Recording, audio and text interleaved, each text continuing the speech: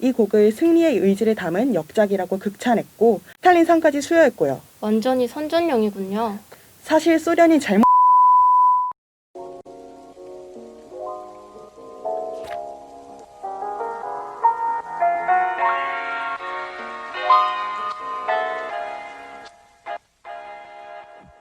인류의 역사와 함께해온 음악, 전해져 오는 노랫말 속에는 옛 사람들의 희로애락이 담겨있죠. 우리는 지금부터 그 노래들을 따라 시간여행을 떠나볼까 합니다. 어디서도 본 적 없고 어디서도 들은 적 없는 음악으로 배우는 역사 시간. 여러분은 세계사 플레이리스트와 함께하고 계십니다. 오늘 여러분과 함께할 저는 공채원. 저는 최은정입니다.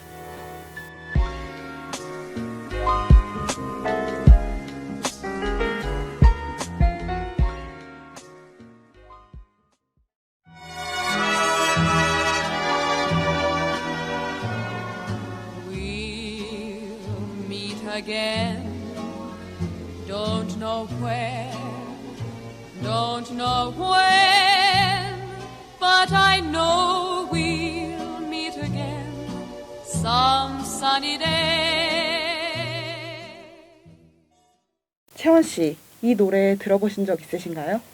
어디서 들어본 것 같긴 한데 정확히 어디서 들어봤는지 모르겠어요. 뭔가 OST 같은 느낌이 나긴 하네요. 네, 맞습니다. 방금 들었던 노래는 영국 가수 베라 린이 부른 We'll Meet Again인데요. 영화 닥터 스트레인지 러브와 기묘한 이야기에 삽입된 곡이에요. 어쩐지 익숙하더라고요. 근데 이 노래가 역사랑 특별한 접점이 있나요? 제목이 우린 다시 만날 걸 기대한다 라는 뜻이니까 뭔가를 기다리는 노래인 것 같긴 한데요. 채원 씨, 정말 예리하시네요. 맞습니다. 이 노래는 제2차 세계대전 당시 만들어졌는데요. 전장으로 떠나는 군인들과 그들을 기다리는 가족들, 그리고 연인들의 마음이 잘 드러난 곡입니다. 특히 평화만을 바랬던 사람들의 간절한 심정을 담은 가사가 감동적이죠.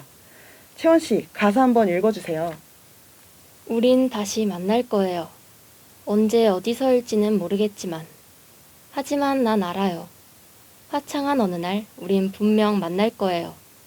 그러니 내 친구들에게 안부를 전해줄래요? 오래 걸리진 않을 거라 말해줘요. 네, 잘 들었습니다. 가사만 들어도 사랑하는 사람들과 생이별해야 했던 이들의 고통이 고스란히 느껴지는 것 같지 않나요? 네, 가사를 직접 읽어보니까 그 마음이 더 와닿네요. 그러면 오늘의 주제는 제2차 세계대전인가요? 네, 맞습니다. 채원 씨, 제2차 세계대전에 대해서 설명해 주실래요? 네, 제2차 세계대전은 나치 독일, 이탈리아 왕국, 일본 제국과 이에 대항하는 연합국 간의 전쟁으로 1939년부터 1945년까지 벌어진 전쟁이에요. 특히 이 전쟁은 인류 역사상 가장 많은 인명피해를 남긴 아주 참혹한 전쟁으로 알려져 있죠. 네, 전쟁 중 발매된 노래 속엔 당시의 시대상과 사람들의 희로애락이 녹아있을 것 같은데요. 그래서 준비했습니다. 오늘의 주제, 음악으로 배우는 제2차 세계대전. 지금 시작할게요.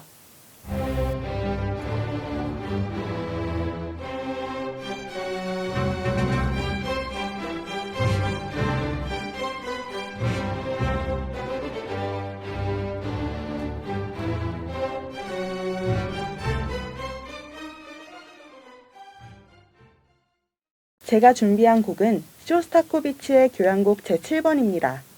1942년 한창 제2차 세계대전이 벌어지고 있을 때 소련에서 처음 연주된 곡인데요. 지금의 러시아 상트페테르부르크의 옛 지명인 레닌그라드라는 이름으로 더 유명한 곡이죠. 채원 씨, 혹시 들으면서 어떤 이미지가 떠오르셨나요? 뭔가 웅장하고 밝아서 개선 장군이 전투에서 이기고 돌아오는 모습? 그런 이미지가 상상이 되더라고요. 아, 승리의 이미지? 네, 네, 맞습니다. 소련 공산당도 동일하게 느꼈다고 해요. 공산당 기관신문 프라우다에서는 이 곡을 승리의 의지를 담은 역작이라고 극찬했고 선전용으로 활용하기도 했죠. 스탈린상까지 수여했고요. 완전히 선전용이군요. 사실 소련이 잘못 짚은 거예요. 왜요? 쇼스타코비치는 이 곡을 두고 스탈린이 이미 파괴해 놓았고 히틀러는 마무리만 하면 됐던 레닌그라드에 관한 음악이라고 설명한 바 있죠.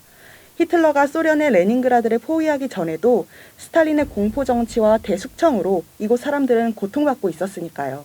이 곡이 스탈린 상을 받은 게 코미디군요. 그렇죠. 근데 히틀러가 마무리를 했다고 했는데 무슨 사연이 있었나요? 네, 있습니다. 우선 제2차 세계대전 중에 벌어진 레닌그라드 봉쇄 사건을 알아볼 필요가 있어요. 히틀러는 슬라브족을 열등한 인간으로 봤어요. 레닌그라드는 지상에서 사라져야 한다며 당시 거대 도시였던 레닌그라드를 포위해 이곳 사람들을 굶겨 죽이려고 했죠. 북쪽으로는 핀란드군, 남쪽으로는 독일군에 포위당한 지 3달 만에 레닌그라드의 식량 비축부는 거의 소진돼 버리고 말아요. 그렇게 겨울이 되자 혹한과 기아, 폭격을 견디지 못하고 사람들은 우후죽순으로 죽어나가게 됐고요. 아니, 그럼 끼니는 어떻게 해결한 거죠? 배급을 받았지만 하루에 빵 몇 조각이 전부였고 상황이 가장 나빴던 겨울에는 벽지 뒤에 붙어있는 풀, 가죽구두 이런 것들을 끓여 먹을 정도였어요. 배급소에 가다가 쓰러져 죽는 사람들도 한둘이 아니었고요. 결국 봉쇄된 레닌그라드에서는 2년 반 동안 100만 명이 넘는 사람들이 사망하게 됩니다. 진짜 끔찍하네요. 네, 독일군이 레닌그라드 포위를 시작하던 당시 쇼스타코비치도 이곳에 있었어요.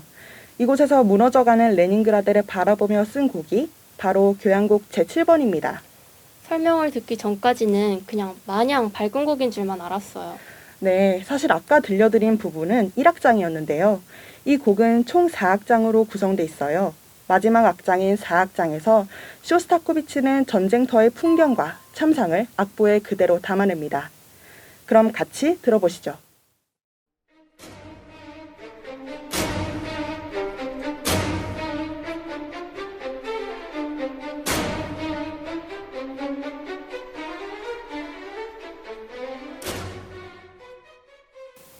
확실히 공격적인 악상이 가득한 것 같아요. 네, 맞아요. 쇼스타코비치는 이 곡을 두고 전쟁이 내 귀에는 이렇게 들린다 라고 말하기도 했어요. 그런데 방금 들어보니까 멜로디가 꽤 익숙한 것 같던데요? 네, 그렇죠. 광고는 물론이고 폴아웃보이의 더 피닉스, 브라운 아이드 걸스의 식스센스에 방금 들은 부분이 샘플링 됐어요. 알려주시니까 어떤 부분인지 확 알 것 같아요. 근데 우리에게 상당히 익숙한 곡이었군요. 네, 맞습니다. 이렇게 다른 음악에도 많은 영감을 준 곡이에요. 79년 전, 바로 이맘때 레닌그라드 봉쇄 작전이 시작됐는데요.